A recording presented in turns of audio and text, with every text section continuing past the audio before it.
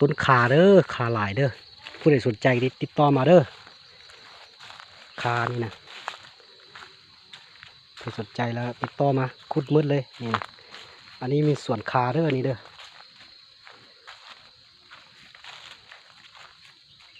ใหญ่ดีต้นบางงามตัวนี้มันขามดแถวนี้นะอันนี้ก็แม่นขามดอันนี้จำห้วยเพิ่นแหละปุกอันนี้มันปุกขานี่นะนี่ใครอยากได้ใครสนใจติดต่อมาเด้ออันนี้อ่อนๆนี่อ่อนๆถ้าขุดอยู่ไหนนี่โอ้แดงจวดเลยแหละใครสนใจต้องการซื้อติดต่อมาเด้ออันนี้มัน